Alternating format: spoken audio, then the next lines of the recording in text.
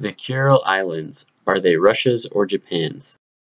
Before we discuss what each country thinks on the subject, we should look at the actual history. The Treaty of San Francisco required Japan to give up claim to the Kurils but not recognize Soviet ownership. This treaty was signed by 49 nations, but the Soviets abstained.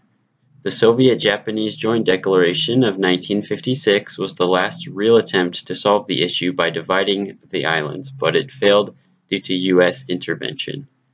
Clearly, Japan doesn't have claim to these islands, but at least from a world or American perspective, neither do the Russians. It remains interesting then that the two different groups of people can be so entrenched in different sets of facts. What do the Russians think?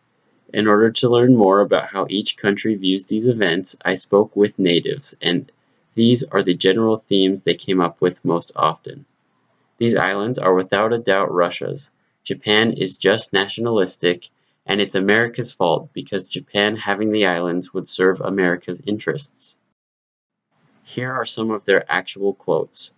It should be noted that it can't be verified that these are actual Russian citizens because they're Redditors, but the information is still insightful, and I would suggest pausing this video to read what they have to say. To summarize, they feel that Russians have already settled these islands and have maintained their hold on them since World War II. Additionally, they think that Japan owning the Kurils would open up the area for another US military base. Basically, the issue is already settled. What do the Japanese think? The Japanese people that I spoke with also shared some common themes.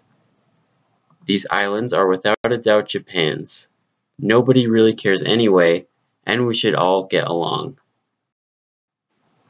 These quotes from native Japanese citizens express the exact opposite of what the Russians communicated. Again, I would recommend pausing to read, but summed up, they aren't extremely well versed on this topic, and it's more of an old person or a government issue. So whatever the outcome, they should just get along. However, since the islands were ceded to Japan in the Meiji period, pre-World War expansion, they believe they still have a right to them, just like they still have Hokkaido and the Ryukyu Islands. The Japanese certainly think that this issue is far from settled, but are willing to work it out. The Russians, by contrast, seem very passionate about this issue and claim that it has already been settled. Each nation has enough supporting facts to at least keep their bases convinced. Whether the islands are stolen or settled, it remains clear that these two sides will continue to have differing views until some kind of change occurs, and I would suggest that when we look at what seems like black and white issues of our own, we check the other side to see if they aren't valid as well.